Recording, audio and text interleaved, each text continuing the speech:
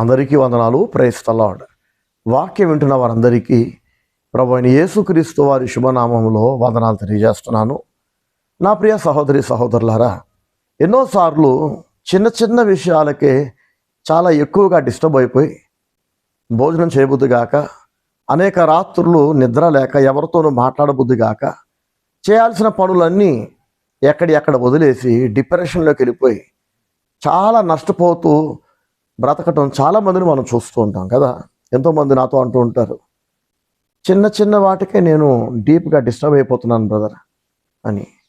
చిన్న వాటికే మీరు డిస్టర్బ్ అయిపోతే, చిన్న వాటికే మీరు కృంగిపోతే, చిన్న చిన్న వాటికే నిద్ర ఆహారాలకు దూరం అయితే, ఒకవేళ ఎప్పుడైనా మీ లైఫ్లో మీరు ఊహించని చావు దెబ్బ తగిలితే, మీరు ఎదురు చూడని అపజయం ఏదైనా మీకు వస్తే అప్పుడు ఎలా తట్టుకుంటారు చెప్పండి? లైఫ్ అంటేనే ఎత్తు పల్లాలు కదా. ఒకరోజు అనుకూలంగా ఉంటుంది, మరొక రోజు అనుకూలంగా ఉండకపోవచ్చు. అనుకూలంగా ఉన్న రోజు ఎలాగైతే సంతోషంగా ధైర్యంగా ఉన్నామో, అనుకూలంగా లేని నాడు కూడా దేవుణ్ణి స్తుతిస్తూ, దేవునికి వందనాలు చెల్లిస్తూ అంతే హ్యాపీగా బ్రతకగలగాలి.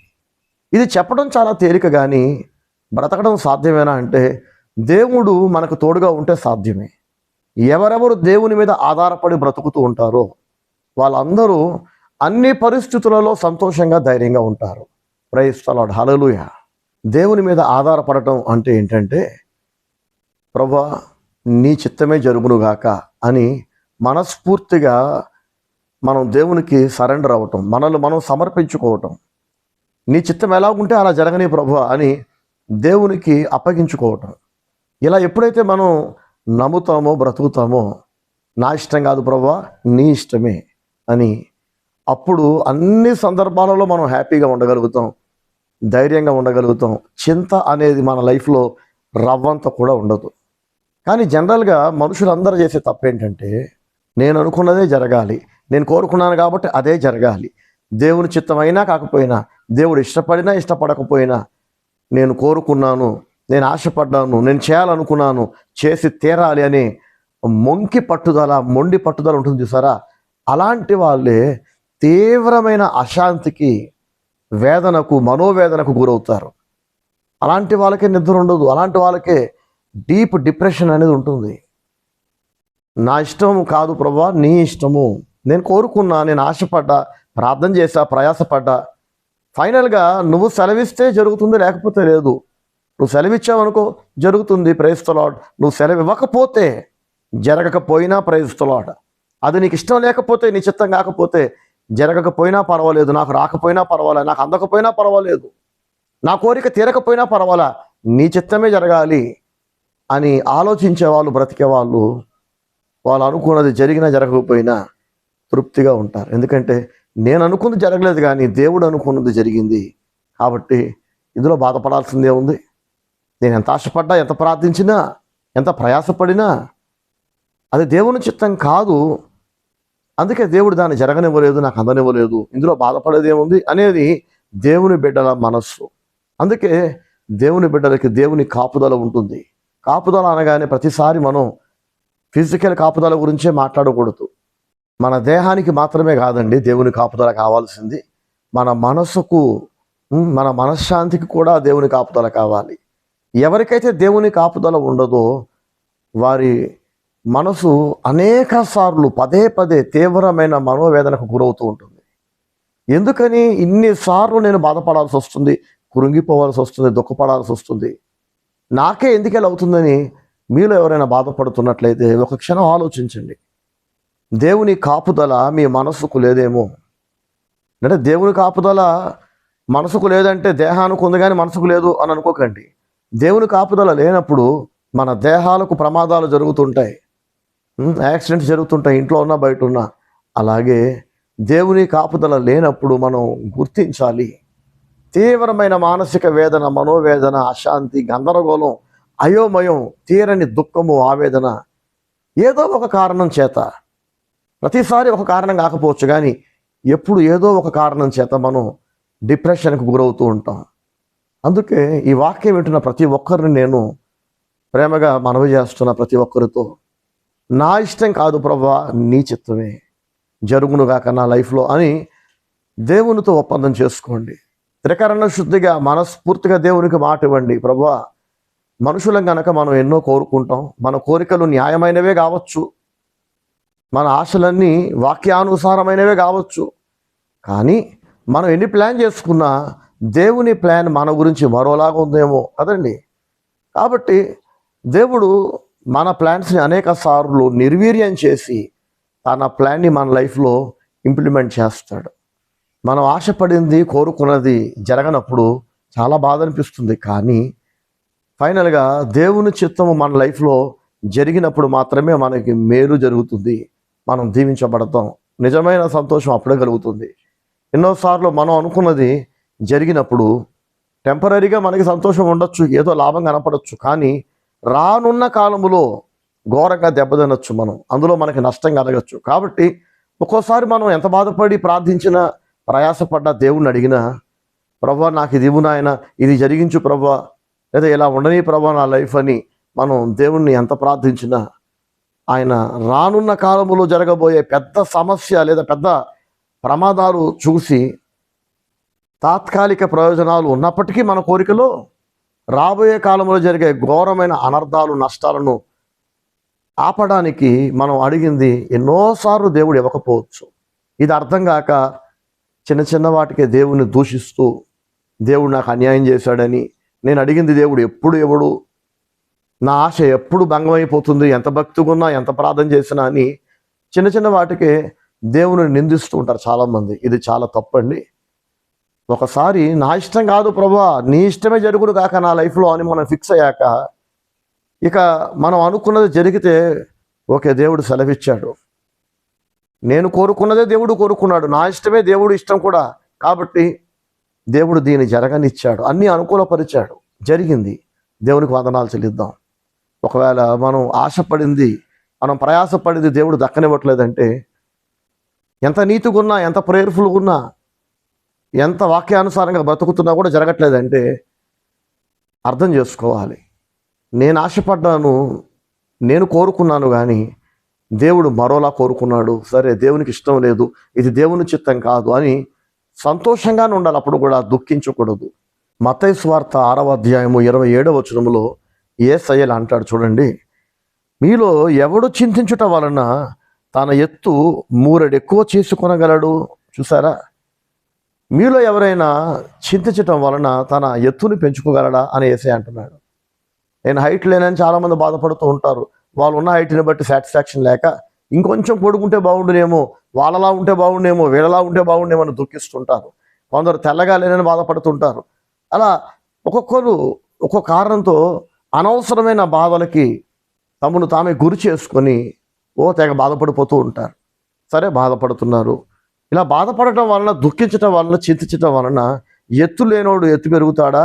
అందరికీ అన్నీ అనుకున్నట్టే అన్నిసార్లు జరగవండి.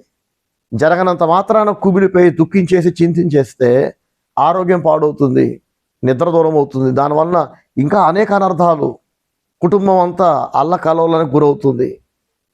దేవుని మీద ఆధారపడనప్పుడు, దేవుణ్ణి నమ్మనప్పుడు, ప్రభువా నువ్వేం చేసినా నా మంచిగా చేస్తావు, నువ్వు ఎలా అనుకుంటే అలాగే జరిగింది నా లైఫ్, నాకు నచ్చినా నచ్చకపోయినా, నేను అనుకున్నట్టున్నా లేకపోయినా నువ్వు చేసిందే బెస్ట్ ప్రభువా అనే విశ్వాసం లేని వాళ్ళు, దేవుని నమ్మని వాళ్ళు మాత్రమే తెగ కురుంగిపోయి చింతిస్తూ ఉంటారు.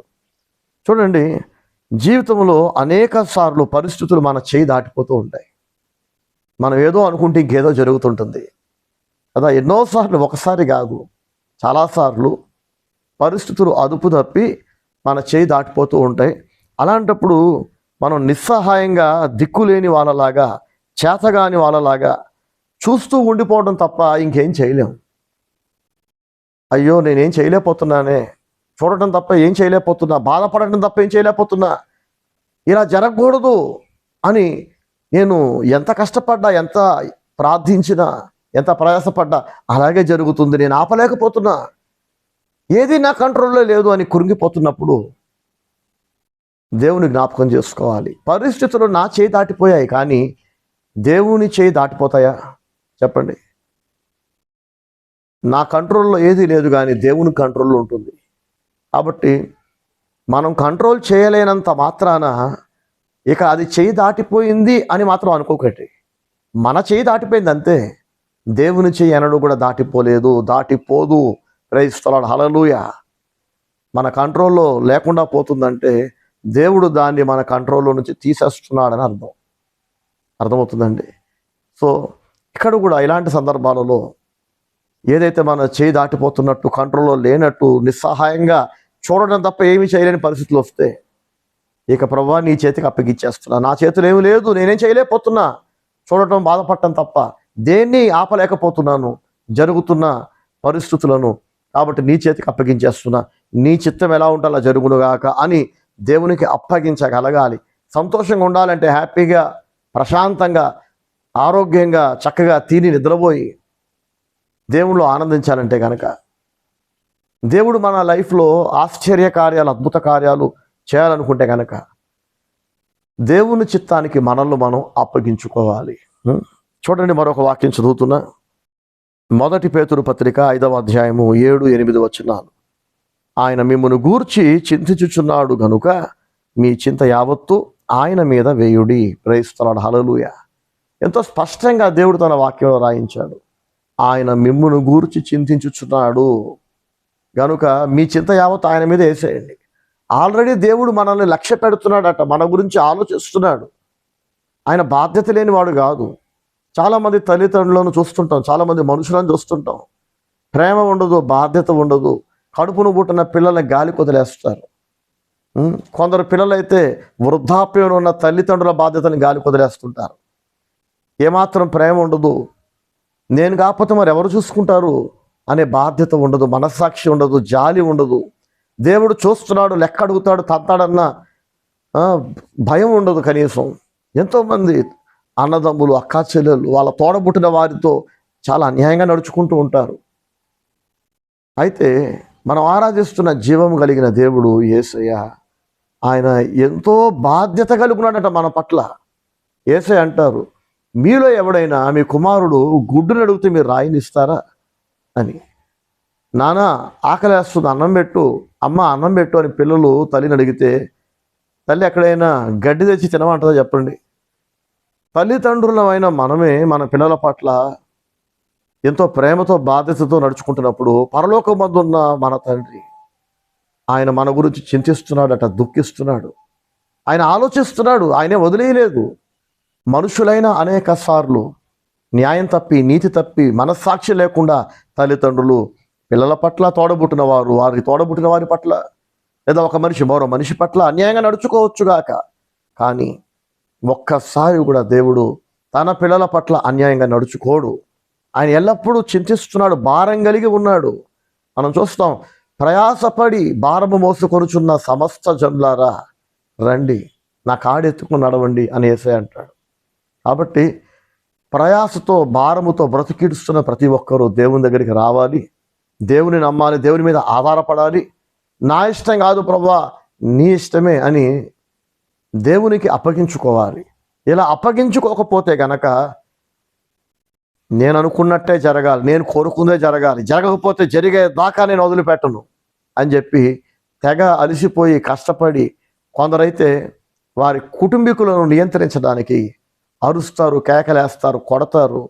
అరిచి అరిచి వారి గొంతు పోతుంది, కొట్టి కొట్టి వాళ్ళ చేతులు మొద్దుబారిపోతాయి. అరిసినా, తిట్టినా, కొట్టినా, ఏం చేసినా కూడా కుటుంబీకులు వారి కంట్రోల్లోకి రానప్పుడు కొన్ని సందర్భాలలో ఇక విడిపోతుంటారు. దేవుణ్ణి మాత్రం ఆశ్రయించారు, దేవుని మీద మాత్రం ఆధారపడరు. మీరు దేవుణ్ణి ఆశ్రయించండి, దేవుని మీద ఆధారపడండి. ప్రభువా, నేను దేన్ని కంట్రోల్ చేయలేకపోతున్నా, నేను ఎవరిని మార్చలేకపోతున్నా, ఏది కూడా నాకు నచ్చినట్టుగా, నాకు అనుకూలంగా నేను చేసుకోలేకపోతున్నా. ఇక ఏం చేయలేనప్పుడు మౌనంగా ఉంటేనే బెటర్ కదా. కాబట్టి నీకు మొరపెడుతున్నా, నా జీవితం, నా పిల్లల జీవితం, నా కుటుంబం, నా పిల్లల భవిష్యత్తు, మీరు దేని గురించి అయితే దుఃఖిస్తున్నారో అది దేవుని చేతికి అప్పగించి మీరు దేవుని చిత్తాన్ని జరిగిస్తూ దేవునికి ఇష్టలుగా బతకండి. ఏ ఏ విషయాలు వెనకబడ్డారో, ఏ ఏ విషయాల్లో దేవుని బాధ పెడుతున్నారో మీరు ఆ విషయాలు సరి చేసుకోండి. తప్పక దేవుడు మిమ్మల్ని ఆదుకుంటాడు. 37వ కీర్తన 5వ వచనం ఒకసారి చదువుకుందామండి. బైబిల్ ఉంటే మీరు కూడా మీ బైబిల్ తెరిచి నేను చదువుతుండగా చూడండి, లేదా మనసు పెట్టి వినండి. 37వ కీర్తన 5వ వచనం. నీ మార్గమును యెహోవాకు అప్పగింపుము, నీవు ఆయనను నమ్ముకొనుము, ఆయన నీ కార్యము నెరవేర్చును. Praise the lord. హల్లెలూయా. ఎంతో స్పష్టంగా దేవుడు తన దాసుని ద్వారా రాయిస్తున్నాడు. నీ మార్గమును యెహోవాకు అప్పగించు. చాలామంది చేస్తున్న తప్పదే. నా లైఫ్ నా ఇష్టం, నా పిల్లల భవిష్యత్తు నేను అనుకున్నట్టే జరగాలని చెప్పి తెగ ప్రయాసపడిపోతూ ఉంటారు. ఇది గర్వానికి సూచన, అహంకారానికి సూచన. నా భార్య నేను చెప్పినట్టు వినాలి, నా పిల్లలు నేను చెప్పినట్టు వినాలి. నిజమే, నీ భార్య పిల్లలు నువ్వు కోరుకున్నట్టు ఉండాలి. కానీ నీ కోరిక ముఖ్యమా, దేవుని కోరిక ముఖ్యమా? నా భార్య పిల్లలు నాకు నచ్చినట్లు కాదు, దేవునికి నచ్చినట్లు ఉండాలని కోరుకునేవాడు దేవుని బిడ్డ. చాలామంది గర్వానికి లోనే అహంకారులు దేవునికి లాస్ట్ ప్లేస్ ఇస్తారు. వాళ్ళ దృష్టిలో వాళ్ళే దైవం అన్నమాట. వాళ్ళని వాళ్ళే సంతోషపెట్టుకుంటారు. వాళ్ళకి ఏదనిపిస్తే అది చేస్తారు. దేవుని లెక్క చేయరు, మనుషుని లెక్క చేయరు. ఎవరు చెప్పినా వినరు. సొంతగా మెదడు ఉండదు, ఎవరు చెప్పినా వినరు. నా కుటుంబం నాకు నచ్చినట్లు లీడ్ చేస్తా, నాకు నచ్చినట్లుగా నా పిల్లలు ఉండాలి, భార్య ఉండాలని చెప్పి ఈ బుర్ర తక్కువ నిర్ణయాలు తీసుకొని చేతులారా తెలివి తక్కువ నిర్ణయాలతో పిల్లలకు భవిష్యత్తు లేకుండా చేసే తండ్రులు తల్లులు ఎందరో తెలుసండి. వారి గర్వానికి లోనై అహంకారంతో ఎవరో చెప్పింది నేను ఎందుకు వినాలి, ఎవరు చెప్తేనేంటి, మీకు తెలియనప్పుడు తెలిసిన వాళ్ళు చెప్తే వినొచ్చు కదా. జ్ఞానం కలిగిన వాడు విని ఆలకించును, ఉపదేశం పొందును అని దేవుని వాక్యం తెలియజేస్తుంది. బుద్ధిహీనుడట వినడట, లోబడట. వాడికి సొంతగా తెలియదు కాబట్టి బుద్ధిహీనుడు అనే పేరు పెట్టాడు దేవుడు. వాడికి సొంతగా తెలియదు, వినడు, ఉపదేశం పొందడు, సొంత నిర్ణయాలు తీసుకుంటాడు. వాడు నాశనం అవుతాడు, కుటుంబాన్ని నాశనం చేస్తాడు, పిల్లల్ని నాశనం చేస్తాడు, పిల్లలకి భవిష్యత్తు లేకుండా చేస్తాడట. ఎంతోమంది గర్విష్ఠులైన మనుషులు నా పిల్లలు దేవుని చిత్తాన్ని జరిగించాలి, దేవునికి ఇష్టలుగా మారాలి, వాక్యానుసారంగా బ్రతకాలనే ఆశ లేకుండా నేను ఇలా అనుకున్నాను, నేను అలా అనుకున్నాను, ఇలా కలగన్నా అలా కలగన్నానని చెప్పి పిల్లలకి చర్చ లేకుండా చేస్తారు, వాక్యం లేకుండా చేస్తారు, ప్రార్థన లేకుండా చేస్తారు. ఆఖరికి ఆ పిల్లలు వీళ్ళకి కాకుండా పోతారు. దేవుని భయం ఉండదు, భక్తి ఉండదు, ఆరాధన ఉండదు. ఏమండి, సరైన దైవజనుడి నడిపింపు ఉండదు. ఇవేమీ లేకుండా నా పిల్లలు ఎల్లప్పుడూ నా చెప్పు చేతల్లో ఉండేలాగా చర్చికి పంపను. పాస్టర్ గారి కౌన్సిలింగ్ ఉండకూడదు. ఎందుకంటే పాస్టర్ గారి కౌన్సిలింగ్ మొదలు పెడితే ఒకవేళ ఈ బుర్ర తక్కువ నిర్ణయాలు ఖండిస్తారు పాస్టర్ గారు. కాబట్టి వాక్యానుసారంగా నడిపిస్తారు పాస్టర్ గారు. కాబట్టి చర్చికి పంపను, పాస్టర్ గారి కౌన్సిలింగ్కి దూరంగా పెంచుతా. ఇలాంటి ఎందరో తల్లిదండ్రులు వారి గర్వము వలన తర్వాత కాలములో ఏడుపు, కురింగిపోవటం, డిప్రెషన్ తప్ప వాళ్ళకి మిగలదు. డబ్బులు పోతాయి, విలువైన కాలం కరిగిపోతుంది. నా ఇష్టం అనుకుంటూ పిల్లల్ని వారికి నచ్చినట్లు పెంచి దేవుని భయం లేకుండా, వాక్యం లేకుండా, వాక్యానుసారమైన గైడెన్స్ లేకుండా చేస్తారు చూసారా. అలాంటి వాళ్ళందరి పిల్లలు వీళ్ళకే కాకుండా పోతారు, లోకస్తుల్లా తయారవుతారు, శరీర సంబంధుల్లా తయారవుతారు, బుద్ధిహీనులుగా మారుతారు, భక్తిహీనులుగా మారుతారు, తల్లిదండ్రులకు అవిధేయులుగా మారుతారు.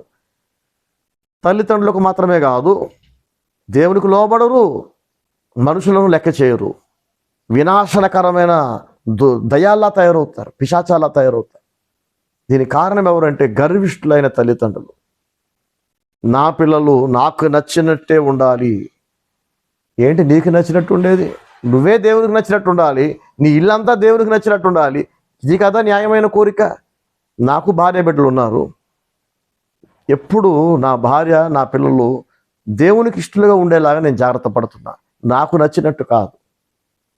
నాకు నచ్చినట్టు నేను తయారు చేసుకున్నాను అనుకోండి, నేను ఉన్నప్పుడు నా ఎదుట నాకు నచ్చినట్టు నటిస్తారు, నేను లేనప్పుడు వాళ్ళకి నచ్చినట్టు ఉంటారు, లేదా ఇంకెవరికి నచ్చినట్టు ఉంటారు.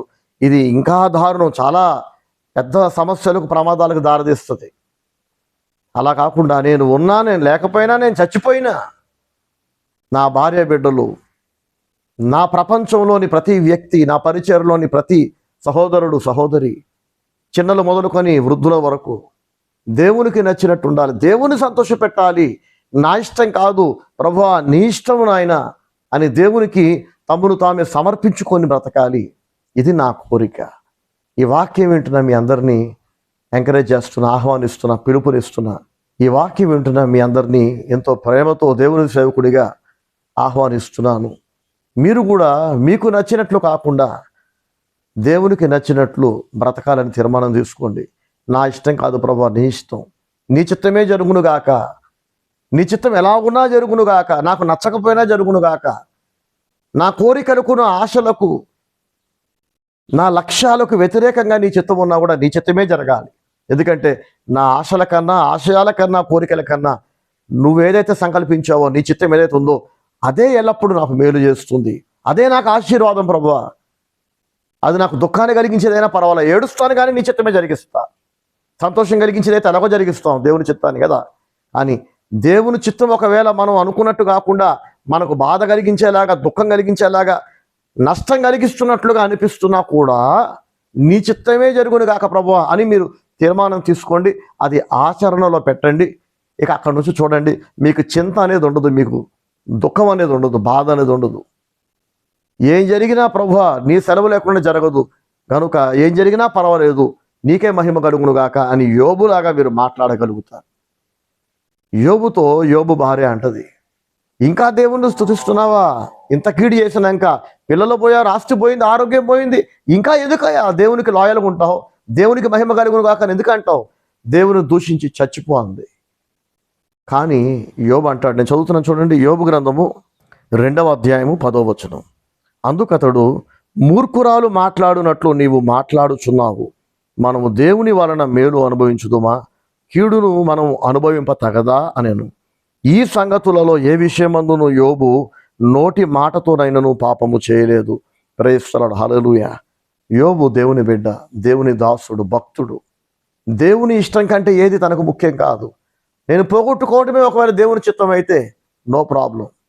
నాకు బాధే, డబ్బు పోవటం, పిల్లలు చనిపోవటం, అనారోగ్యానికి గురి కావటం. కానీ దేవుడు ఎందుకు రానిచ్చాడో ఒక బలమైన న్యాయమైన కారణం ఉండే ఉంటుంది. ఈరోజు నాకు అర్థం కాకపోవచ్చు, రానున్న రోజులలో తప్పక దేవుడు నాకు తెలియజేస్తాడు. నా వరకు నేను కేర్ తీసుకోవాల్సింది ఏంటంటే, బుద్ధిపూర్వకంగా దేవుని మీద తిరగబడకూడదు, తెలిసి దేవుని మీద తిరగబడకూడదు, దేవుని బాధ పెట్టకూడదు. ఎల్లప్పుడూ దేవుని చిత్తాన్ని జరిగిస్తా, దేవుని సంతోష పెడతా, దేవునికి లోబడతా. అయినా కూడా ఒకవేళ నష్టం కలిగితే నేను యాక్సెప్ట్ చేస్తా. ఆశీర్వాదాలు ఎలా పొందుకున్నానో నష్టాలు కూడా అలాగే పొందుకుంటా. దీవించిన దేవునికి దండించే హక్కు ఉంది, నన్ను హెచ్చించిన దేవునికి నన్ను తగ్గించే రైట్ కూడా ఉంది అని యోబు తన భార్యని గద్దించి చెప్తున్నాడు. ఆమెకి ఎడ్యుకేట్ చేస్తున్నాడు, ఆమెని అర్థమవుతుంది, అవేర్నెస్ క్రియేట్ చేస్తున్నాడు ఆమెలో. నా ప్రియ సహోదరి సహోదరులారా, యోబులా బ్రతుకుదాం. ఇది నిజమైన భక్తి జీవితం, ఇది నిజమైన వాక్యానుసారమైన జీవితం. అలా కాకుండా నేను అనుకుందే జరగాలి, అన్నీ నా కంట్రోల్లో ఉండాలి అని అనుకుంటే అసలు గంట తర్వాత నువ్వు ఉంటావో సస్తావో తెలియదు, రేపటి రోజు నీ ప్రాణం ఉంటుందో లేదో తెలియదు. ఈ చిన్న జీవితంలో ఎందుకు ఇంత పెద్ద పెద్ద కోరికలు, దురాశలు కదండి. అన్నీ నా అదుపులో ఉండాలి, అన్నీ నా కంట్రోల్ ఉండాలి అనేది సైతాను పుట్టించే దుర్బుద్ధి, శరీర సంబంధమైన ఆలోచన. ప్రతిదీ దేవుని కంట్రోల్లో ఉంటుంది, నా కంట్రోల్లో లేకపోయినా. ప్రభువా కనుక దయచేసి నన్ను కాపాడు, నా కుటుంబాన్ని నీ చేతికిస్తున్నా, నా ఆశలు, నా ఆశయాలు, నా బాధ్యతలు అన్నీ నీ చేతికి అప్పచెప్తున్నా. ఏదైతే నేను కంట్రోల్ చేయలేకపోతున్నాను దాన్ని నువ్వు కంట్రోల్ చేయ ప్రభువా అని దేవుని చేతికి అప్పగించిక నెమ్మదిగా ఉండాలి. జరిగితే జరిగింది, జరగకపోతే జరగలేదు. జరిగింది అనుకోండి, ఒకవేళ దేవుడు జరగనిచ్చాడు, ఆయన కంట్రోల్ ఉందని నమ్మి దేవునికి వందనాలు చెల్లిద్దాం. ఒకవేళ అది జరగలేదు అనుకోండి, దేవుడు తన అదుపులో ఉంచుకొని దాన్ని జరగనివ్వలేదు, అది జరగడం దేవుని చిత్తం కాదన్నమాట అని గ్రహించండి. ప్రభు మనందరికీ సహాయం చేయనుగాక. God bless you all. Praise the lord. Amen.